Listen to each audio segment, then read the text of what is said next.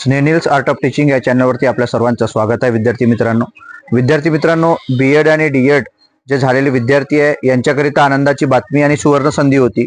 जी विद्यार्थी मित्रांनो, आपल्याला माहिती आहे की शासनाने 5 तारखेला 5 सप्टेंबरला एक GR काढला, एक परिपत्रक काढलं आणि त्या परिपत्रकामध्ये विषय होता की 20 आणि 20 पेक्षा कमी पटसंख्या असणाऱ्या ज्या शाळा आहेत, स्थानिक स्वराज्य संस्थेच्या शाळा, या शाळांमध्ये जे डीएड आणि बीएड झालेले विद्यार्थी आहे यांना कंत्राटी स्वरूपात घेणार आहेत विद्यार्थी मित्रांनो. आणि हे GR आपल्याला माहिती आहे, त्यात त्यांनी दिलं होतं की एक वर्षाचं आपल्याला ॲग्रीमेंट सुद्धा लिहून देण्यात येणार आहे.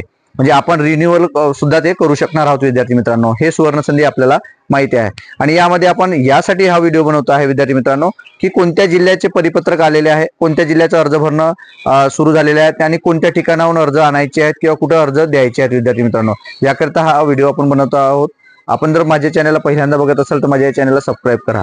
विद्यार्थी मित्रांनो, महत्त्वाचा मुद्दा असा आहे की शासनाने जे शासन निर्णय जो काढलेला आहे, या शासन निर्णयामध्ये त्यांनी अजूनपर्यंत परिपत्रक प्रत्येक जिल्ह्याचे निघलेले नाही आहेत. आणि आपल्याला फक्त बुलढाणा जिल्ह्याचं एक परिपत्रक आलं आहे. ते मी त्याचा व्हिडिओ पण बनवलेला आहे आणि माझ्या स्नेनिल्स आर्ट ऑफ टीचिंग या टेलिग्राम चॅनलला सुद्धा टाकलेला आहे विद्यार्थी मित्रांनो, तिथे उपलब्ध आहे. विद्यार्थी मित्रांनो, यासाठी हा व्हिडिओ बनवतो आहे की फक्त आपल्याकडे यवतमाळ जिल्हा, ठाणे जिल्हा आणि बुलढाणा जिल्ह्याचे परिपत्रक आपल्याकडे आलेले आहेत. परंतु इतर जिल्ह्यांचे जे परिपत्रक आहेत किंवा इतर जिल्ह्यांची जी माहिती आहे हे आपल्यापर्यंत पोहोचलेली नाही आहे.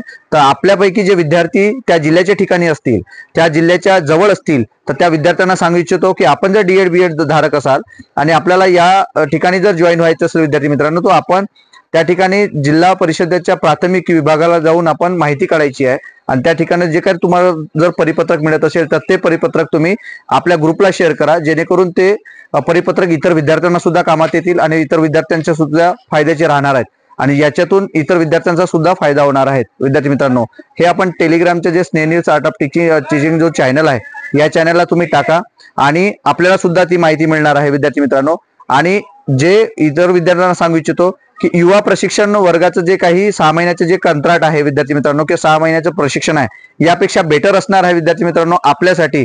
जर शासनाने जर भरती पुन्हा 2 वर्ष किंवा 3 वर्ष केलेली नाही तर आपला विद्यार्थी एचपार होणार आहे. पण एचपार होण्यापेक्षा अभ्यास जर करता करता जर तुम्ही विद्यार्थी मित्रांनो हे जर कंत्राटी पद्धतीने तुम्ही जर जॉईन झालात तर आपल्या पोटाचा प्रश्न मिटेल, आपल्या फॅमिलीचा सुद्धा जो प्रश्न आहे तो मार्गी लागेल काही प्रमाणामध्ये विद्यार्थी मित्रांनो.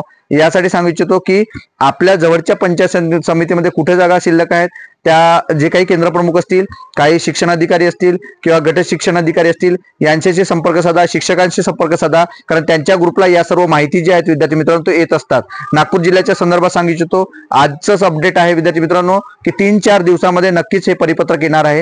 हे आपल्या ग्रुपला शेअर आपण करणार आहोत विद्यार्थी मित्रांनो. आपल्याला हा व्हिडिओ माझा कसा वाटला हे मला कमेंट बॉक्समध्ये कळवा. आणि याच अपडेटसाठी, कायमस्वरूपीच्या अपडेटसाठी आणि या TET संदर्भातला, बीएड CTET संदर्भातील किंवा या कंत्राटी भरती संदर्भातील योग्य माहिती करिता माझ्या या चॅनलला सबस्क्राईब करा, जेणेकरून आपल्याला कायमस्वरूपी अपडेट राहता येईल. धन्यवाद मित्रांनो.